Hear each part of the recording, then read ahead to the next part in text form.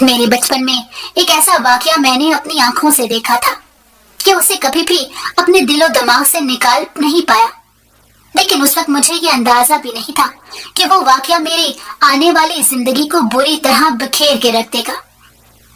میں یہ نہیں جانتا تھا کہ جو ہونے والا ہے وہ کسی قیامت سے کم نہیں ہے۔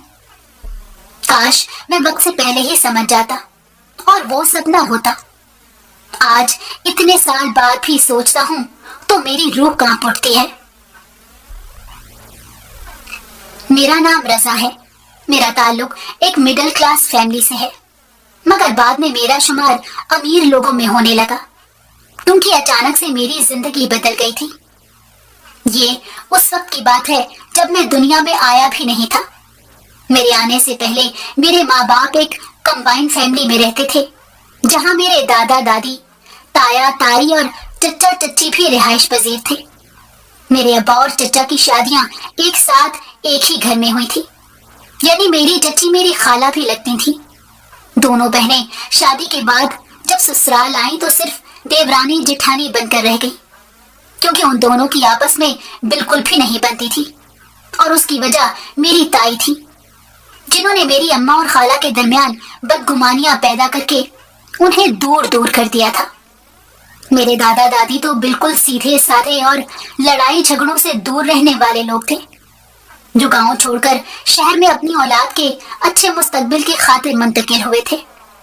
دادا اور دادی نے گاؤں میں موجود اپنی زمینوں کو بیچ کر شہر میں ایک بڑا گھر خریدا تھا اور کریانے کی چھوٹی سی دکان بھی ڈال لی، جو ترقی کرتے کرتے بڑی ہو گئی، اور دادا کے ساتھ ساتھ میرے تایا اور ابا نے مل کر وہ دکان سنبھالی۔ آمدنی کا ایک واحد ذریعہ وہ دکان ہی تھی، اسی لیے تینوں بھائی مل جل کر اس دکان کو سنبھالتے تھے۔ دادا اور دادی کی کوئی بیٹی نہیں تھی، اس لیے دادی کی بڑی خواہش تھی کہ ان کی بہویں جلدی جلدی بیاہ کر ان کے گھر آ جائیں تو وہ انہیں بیٹیوں کی طرح رکھیں گی۔ انہوں نے ایسا کیا بھی۔ سب سے پہلے جب تایا کی شادی کی تو تائی کو بہت پیار اور قدر ملی۔ ساس نے کبھی بھی اپنی بہو سے کوئی کام کہہ کے کروایا اور نہ ہی اسے سوتے ہوئے اٹھاتی تھی، بلکہ خود ہی کاموں میں لگی رہتی تھی۔ اور پھر جب تائی کے ہاں پہلی اولاد ہوئی تو ان کے ناز نخرے اور بھی بڑھ گئے، جس کا نتیجہ یہ نکلا کہ تائی میں خود پرستی اور خود غرضی جیسی عادتیں بڑھتی گئیں، اور انہوں نے اپنے بعد آنے والی دونوں دیورانیوں کے خلاف محاذ کھول لیا۔ خود اچھی بننے کے لیے انہوں نے اپنے مطلب کی بندوق میری چچی کے کندھے پر رکھ کر چلائی، جو باتوں میں جلدی آ جاتی تھی اور میری اماں جیسی سمجھدار نہیں تھی۔ میرے نانا نانی نے تو یہ سوچ کر دونوں بیٹیوں کی شادیاں ایک گھر میں کی تھی کہ چھوٹی بہن کو بڑی بہن سنبھال لے گی، مگر چھوٹی بہن تو اپنی بڑی بہن کے سخت خلاف ہو گئی۔ اصل میں تائی اب علیحدہ گھر لینا چاہتی تھی، اور وہ یہ بات تایا کو کچھ عرصے سے کہہ بھی رہی تھی، مگر تایا ان کی بات نہیں سنتے تھے اور ہمیشہ علیحدہ ہونے سے منع کر دیتے تھے۔ یہی وجہ تھی کہ تائی نے اپنی سب سے چھوٹی دیورانی کی جذباتی طبیعت کا فائدہ اٹھاتے ہوئے اس کے ذہن میں یہ سب کچھ ڈالنا شروع کر دیا کہ تمہاری بڑی بہن تیز اور چالاک ہے، اس لیے وہ تمہیں ہمیشہ خود سے نیچے ہی رکھے گی تاکہ تم اس کی خدمتیں کرتی رہو اور وہ تم پر حکم چلاتی رہے۔ اس لیے بہتر یہی ہوگا کہ بچے پیدا ہونے سے پہلے ہی تم اپنے الگ گھر کا مطالبہ کرنا شروع کر دو تاکہ اپنی مرضی اور سکون سے زندگی گزار سکو۔ چچی نے اپنی جیٹھانی کی سب باتوں پر بڑی جلدی عمل کرنا شروع کر دیا اور الگ گھر کے شوق میں اپنی بہن سے ہی دشمنی پال لی۔ میری اماں نے چچی کو سمجھانے کی بڑی کوشش کی، یہاں تک کہ انہوں نے اپنی ماں کو بھی بتایا تو انہوں نے بھی اپنی چھوٹی بیٹی کو سمجھایا تھا، مگر چچی کی سمجھ میں اب کچھ نہیں آتا تھا۔ انہیں تائی کی باتیں سچ لگنے لگ گئی تھی کہ اگر ابھی سے وہ الگ نہیں ہوئی تو ساری زندگی بڑی بہن کی نوکری کرنی پڑے گی، جو ان کو کسی بھی قیمت پر منظور نہیں تھا۔ چھوٹی بہن کے تیور دیکھتے ہوئے میری اماں نے خاموشی اختیار کر لی اور سب کچھ وقت پر چھوڑ دیا۔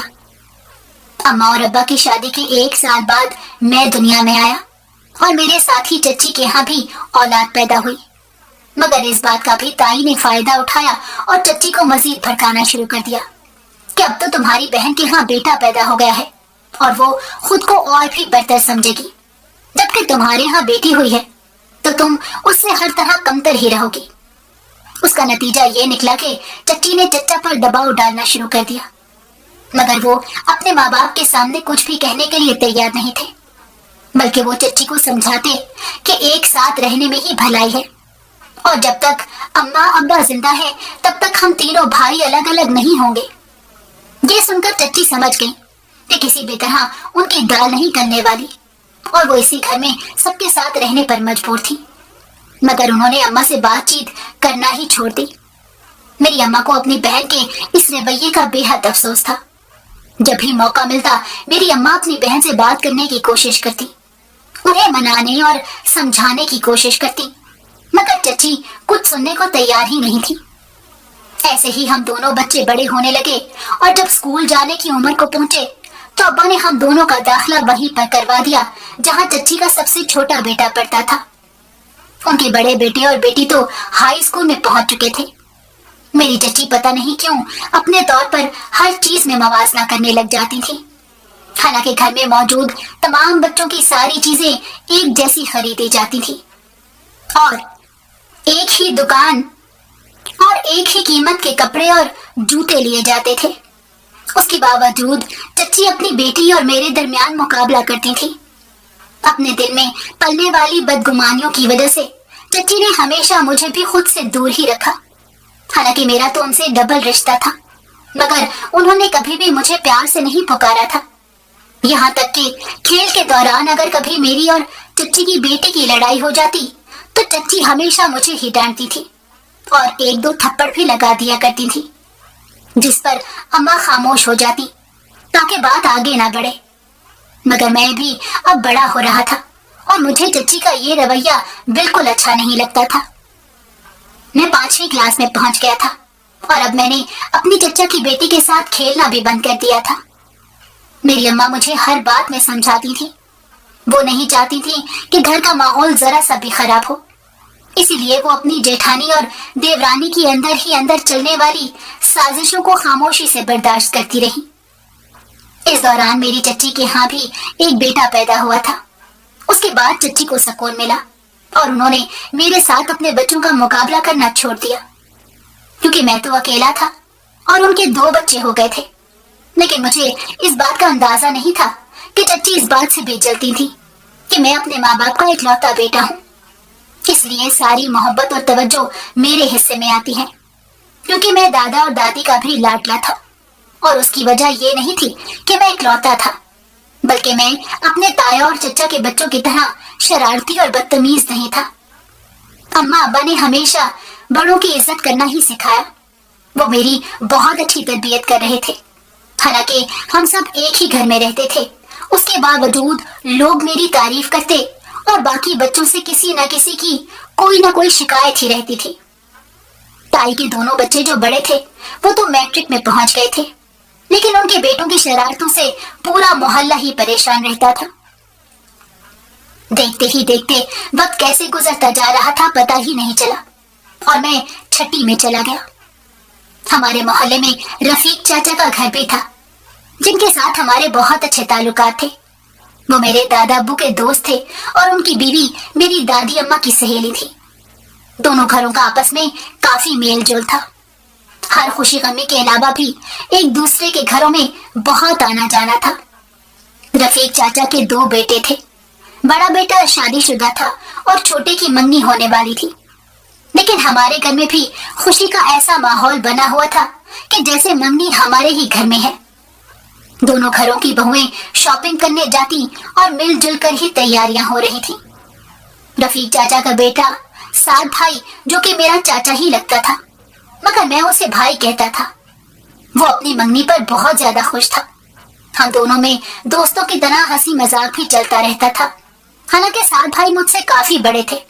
उन्होंने अपनी मंगनी की खुशी में मुझे सूट सिलवा कर दिया और कहा कि मेरी मंगनी पर यही पहना। मैं भी उनकी खुशी में पूरी तरह शामिल था। मैंने उनकी मंगनी के दिन वही सूट पहना जो उन्होंने मुझे बनवा कर दिया था। मंगनी बरादरी से बाहर खैरों में हो रही थी। मंगनी के दिन हम सब बड़े खुश थे। लड़की वालों ने मंगनी का फंक्शन एक छोटे से होटल में रखा था। हम लोग तोहफे तहाइफ के साथ वहां पहुंचे और बड़ी खुशियों भरे माहौल में मंगनी की रस्म अदा हुई। और फिर 4-5 दिन बाद मंगनी की तस्वीरें भी आ गई। तब हमारे दोनों घर वालों ने तस्वीरें देखकर महसूस किया कि साद भाई की मंगेतर खुश नजर नहीं आ रही थी। ऐसे लग रहा था कि जैसे वो अपनी मंगनी में जबरदस्ती की बुलाई गई मेहमान है। मैंने अम्मा वालों को बात करते हुए सुना कि हो सकता है वो शर्मीली सी तबीयत की लड़की हो और उसे अपने माँ बाप से बिछड़ जाने का दुख भी हो रहा होगा। अब्बा ने भी इस बात से इत्तफाक किया और बताया कि जब साद भाई से इस बारे में बात हुई तो उन्होंने बताया कि उनकी मंगेतर ने 1 हफ्ता गुजर जाने के बावजूद अभी तक उनसे फोन पर बात तक नहीं की। हालांकि साद भाई उन्हें फोन करते हैं मगर वो कोई ना कोई बहाना बनाकर फोन बंद कर देती हैं। अब्बा ने उन्हें तस्वीरों वाली बात कही। तब वो भी सोच में पड़े और कहने लगे कि ये चीज मैंने भी नोट की है। मगर अब्बा कहने लगे कि हो सकता है शादी के बाद वो खुश और बिल्कुल नॉर्मल हो जाए, क्योंकि मुमकिन है अभी वो डर रही होगी कि पता नहीं ससुराल वाले कैसे हैं। ये सुनकर साद भाई भी खामोश हो गए। मगर मजीद 15-20 दिन गुजरे थे कि एक बहुत अजीबो गरीब और बुरी खबर हमारे सामने आई। हुआ कुछ यूं कि साद भाई की अम्मी और भाभी परेशानी के आलम में हमारे घर आई और मेरी दादी और अम्मा वगैरह के पास बैठकर बातें कर रही थी।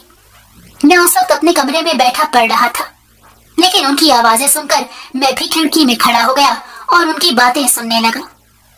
उन्होंने दादी को बताया कि लड़की पहले से मंगनीशुदा है और ये उसकी दूसरी मंगनी उसके वालिदैन ने की है, लेकिन पहले मंगेतर का दावा है कि वो लड़की अभी तक उसी के नाम से मंसूब है। फिर ये लोग दूसरी मंगनी कैसे करवा सकते हैं? ये सुनकर हमारे घर वाले भी हैरान हो गए और ये बात साद भाई से ही उनको पता चली कि साद भाई ने खुद उस लड़की को 2 दिन पहले किसी शॉपिंग मॉल में शॉपिंग करते हुए बड़ा खुश देखा था।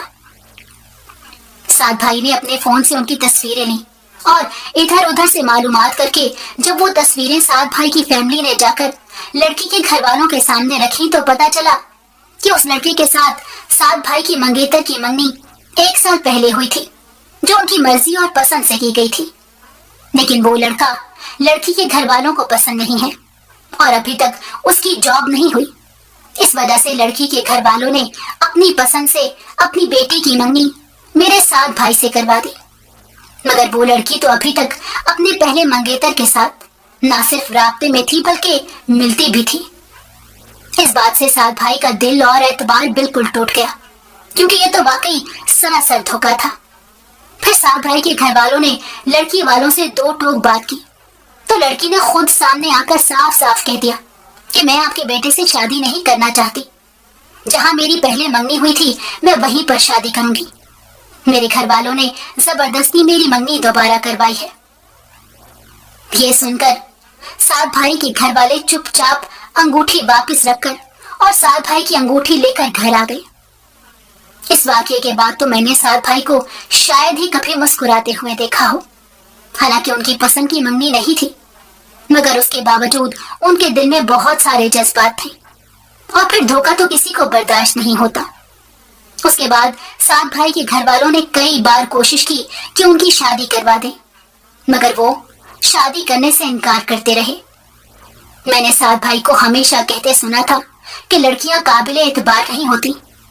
पहले ही मैं किसी पर एतबार नहीं करता था और अब देखो मेरे साथ क्या हुआ कि आगे चलकर भी जिससे शादी करूं वो भी किसी और को पसंद करती हो। इसलिए मैं फिलहाल शादी नहीं करना चाहता। मैं उनकी बातें सुनकर खामोश हो जाता और उसे भी मैं इतना बड़ा नहीं हुआ था कि उन्हें मशवरे दे सकूं। हाँ, मगर इस वाकये के और साद भाई की बातों ने मेरे दिलो दिमाग पर बहुत असर किया था। मैंने उसी वक्त फैसला कर लिया था कि जिंदगी में हमेशा सोच समझ कर ऐसा कदम उठाऊंगा जिन पर बाद में पछताना न पड़े। लेकिन जिंदगी तो मेरे साथ कुछ और ही करने को तैयार बैठी थी। हुआ कुछ यूं कि जब मेरी 6ठी जमात के इम्तिहान मुकम्मल हुए तो अचानक मेरे दादा और अब्बा का रोड एक्सीडेंट में इंतकाल हो गया। वो दोनों ही किसी काम से दूसरे शहर जा रहे थे जब ये हादसा पेश आया और इस हादसे ने हम सब की जिंदगी को बदल कर रख दिया। मेरी अम्मा बेवा हो गई थी। उनकी देवरानी और जेठानी पहले ही उन्हें सुकून से जीने नहीं देती थी। اور اب تو ابا بھی ان کے ساتھ نہیں رہے تھے۔ اماں عدت میں تھیں اور دادی بھی، دونوں ایک ساتھ بیوہ ہو گئی تھی، مگر فرق یہ تھا کہ دادی کافی ضعیف تھی جبکہ میری اماں جوان تھی، اور میری دادی میری اماں کی وجہ سے بے حد پریشان رہنے لگی تھی، کیونکہ وہ اپنی باقی دونوں بہوؤں کا رویہ پہلے دن سے دیکھ رہی تھی۔ اب دادی کو یہی ڈر تھا کہ پتہ نہیں ان کی باقی دونوں بہویں میری اماں کے ساتھ کیا سلوک کریں گی، انہیں سکون سے رہنے بھی دیں گی یا نہیں۔ میں تو ابھی بہت چھوٹا تھا، ابھی تو مجھے پڑھ لکھ کر اپنے پیروں پر کھڑا ہونے میں بہت وقت لگنا تھا، اس لیے دادی نے ایک ایسا فیصلہ لیا جو انہیں میری اماں اور میرے حق میں بہتر لگ رہا تھا۔ دادی نے چپکے سے یہ کام کیا اور 3 مہینے تک کسی کو خبر تک نہیں ہونے دی کہ وہ رشتے کروانے والی کے ذریعے میری اماں کا کوئی ایسا رشتہ دیکھ رہی تھی جو اماں کے ساتھ ساتھ مجھے بھی دل سے قبول کر لے، کیونکہ دادی نہیں چاہتی تھی کہ اماں اور میری زندگی اس طرح دوسروں کی غلامی میں گزرے، کیونکہ سب کچھ ان کے سامنے تھا۔ اماں بیوہ ہو کر بھی سکون سے عدت میں نہیں بیٹھ سکتی تھی، سارے گھر کے کام کرتے کرتے انہیں پورا دن گزر جاتا۔ میری تائی اپنی طبیعت کا بہانہ کر کے کاموں سے جان چھڑا لیتی، حالانکہ انہیں کوئی بھی بیماری نہیں تھی، اور میری چچی اپنے چھوٹے بیٹے کو سنبھالنے کا بہانہ بنا کر کمرے سے ہی نہیں نکلتی تھی۔ اس صورتحال میں دادی کو جو بہتر لگا انہوں نے وہی فیصلہ کیا، اور اس سلسلے میں میری نانی اور ماموں سے بھی بات کی، انہیں بھی اس بات پر کوئی اعتراض نہیں تھا۔ مگر جب میری اماں کی عدت پوری ہونے کے بعد دادی نے اماں کے سامنے یہ فیصلہ رکھا تو اماں نے انکار کر دیا اور کہنے لگیں کہ میں ساری زندگی اس گھر کے مکینوں کی خدمت کرتے ہوئے گزار دوں گی، اپنے بچے کو بھی پالوں گی، مگر دوسری شادی کر کے یہاں سے نہیں جاؤں گی۔ میری دادی نے انہیں سمجھایا اور سوچنے کے لیے کچھ وقت دیا۔ اتفاق سے انہیں دنوں میں تائی اور چچی کی طرف سے زیادتیاں بھی بڑھتی جا رہی تھی۔ اب تو وہ لوگ میرے ساتھ بھی فرق کرنے لگے تھے۔ میں 7ویں کلاس میں گیا تو مجھے نیا کورس دلوانے پر بھی تائی نے اماں کو خوب باتیں سنائی، حالانکہ ہمارا بھی اس گھر پر اتنا ہی حق تھا جتنا باقیوں کا تھا، لیکن صرف باپ کا سایہ سر پر نہ ہونے کی وجہ سے ہماری حیثیت بدل گئی تھی۔ دادی نے میری اماں کو سمجھانے کی دوبارہ کوشش کی اور کہا کہ جو رشتہ میں نے دیکھا ہے وہاں پر تم بھی راج کرو گی اور تمہارا بیٹا بھی سکون سے پل جائے گا، اس کی زندگی بن جائے گی۔ تو اماں نے خاموشی اختیار کر لی۔ اس طرح دادی اور میری اماں کے گھر والوں نے مل جل کر اماں کا نکاح حامد صاحب سے کروا دیا، جو ایک ملٹی نیشنل کمپنی کے مالک تھے اور پہلے سے شادی شدہ بھی تھے، لیکن ان کے ہاں شادی کے کافی سال بعد اولاد پیدا ہوئی تھی، لیکن بدقسمتی سے بیٹی کی پیدائش کے فوری بعد ہی ان کی بیوی کا انتقال ہو گیا، اور انہیں کسی ایسی رفیق زندگی کی تلاش تھی جو ان کی بیٹی کو بھی ماں بن کر پالے اور گھر بھی سنبھالے۔ اسی لیے انہوں نے یہ بھی اعتراض نہیں کیا کہ وہ مجھے اپنے ساتھ رکھیں گے یا نہیں، بلکہ انہوں نے تو خوشی خوشی مجھے بھی ساتھ لے جانے کی بات کی۔ میں چپ چاپ اپنی ماں کے فیصلے پر سر جھکاتا ہوا اپنی ماں کے نکاح کے 8 دن بعد ان کے نئے گھر چلا گیا، جو ایک عالی شان بنگلہ تھا۔ میری سوتیلی بہن جسے اب میری ماں سنبھال رہی تھی وہ تو بالکل چھوٹی سی پری تھی، اسے دیکھ کر مجھے اچھا لگتا تھا، میں اس سے بہت پیار کرنے لگ گیا تھا، اور حامد صاحب جو اب میرے ابا بن گئے تھے وہ بھی بہت اچھے تھے۔ پہلے تو میں اس گھر میں بہت ڈرا سہما ہوا رہتا تھا کہ کہیں کوئی کچھ کہہ نہ دے، مگر اتنے بڑے بنگلے میں میری اماں اور ابا کے علاوہ وہ چھوٹی سی پری تھی جو مجھے سب سے اچھی لگتی تھی۔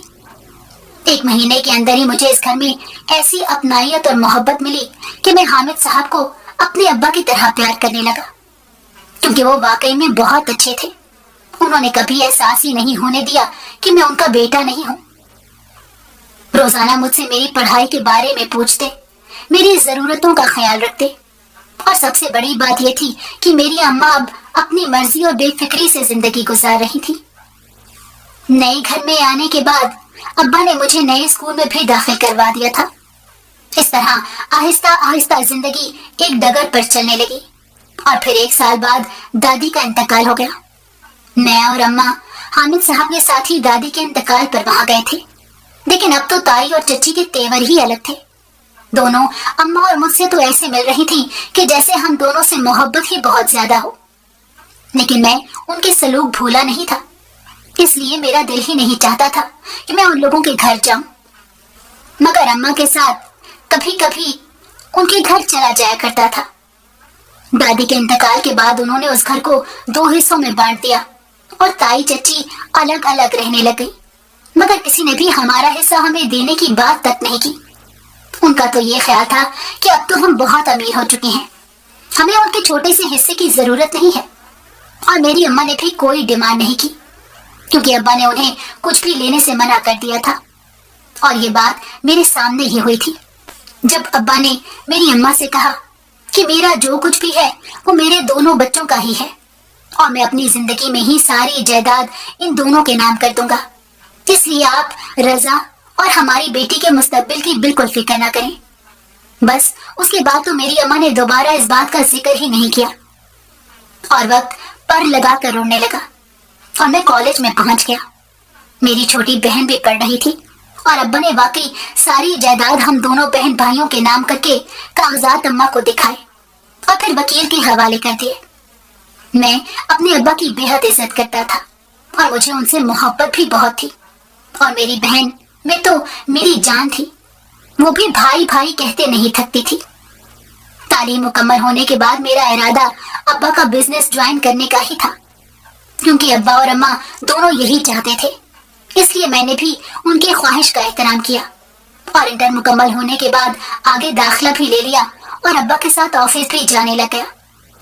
تب اماں نے اپنی معصوم سے خواہش کا اظہار کیا کہ وہ میری شادی کرنا چاہتی ہیں، میری خوشیاں دیکھنا چاہتی ہیں، تو میں نے بھی انکار نہیں کیا، کیونکہ میری ماں نے زندگی میں پہلی بار مجھ سے کچھ مانگا تھا، میں انہیں کیسے انکار کر سکتا تھا۔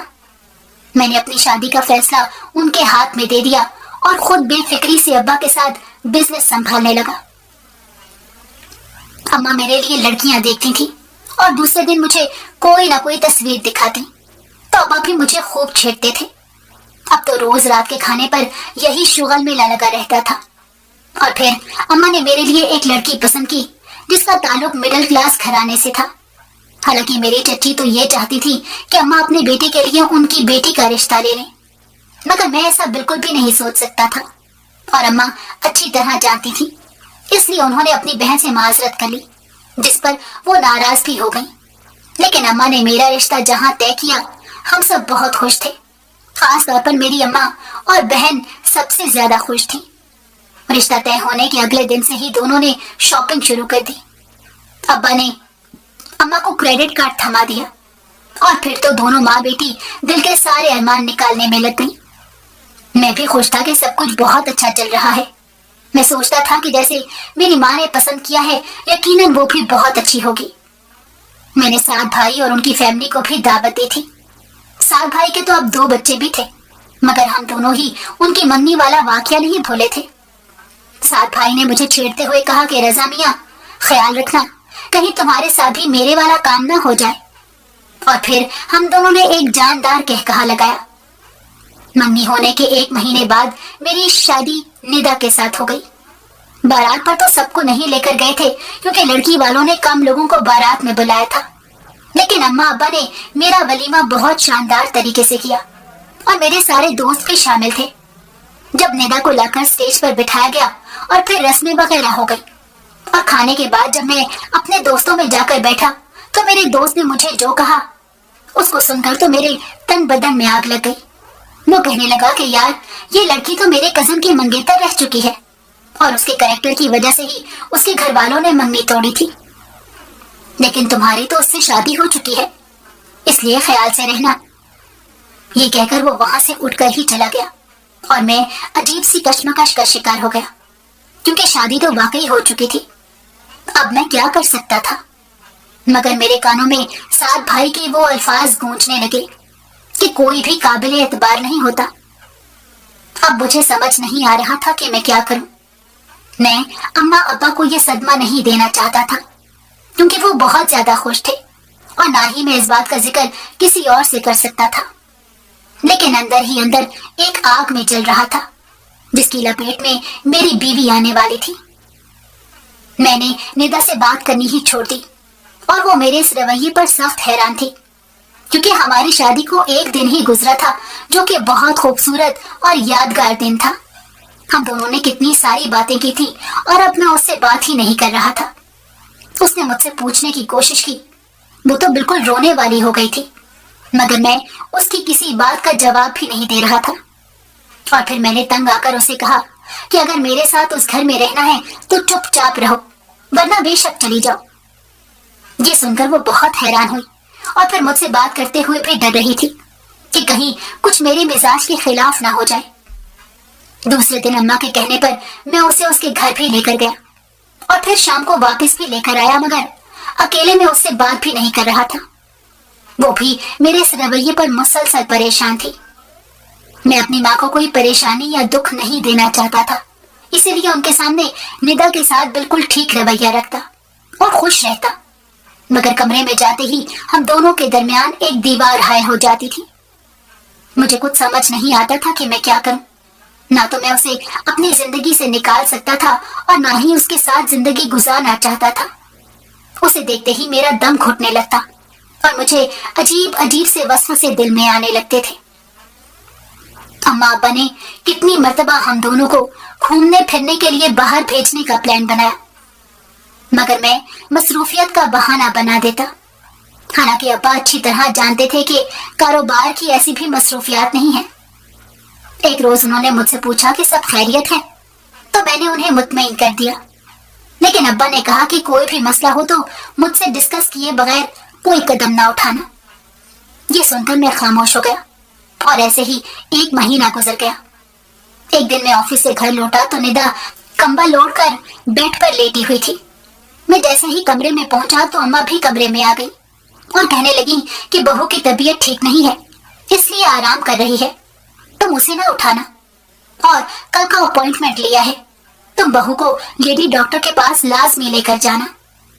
یہ سن کر میں بیزار ہو گیا، لیکن ماں کے حکم کے آگے کچھ کہہ نہیں سکتا تھا، اس لیے دوسرے دن چپ چاپ ندا کو لے کر لیڈی ڈاکٹر کے کلینک پر پہنچ گیا۔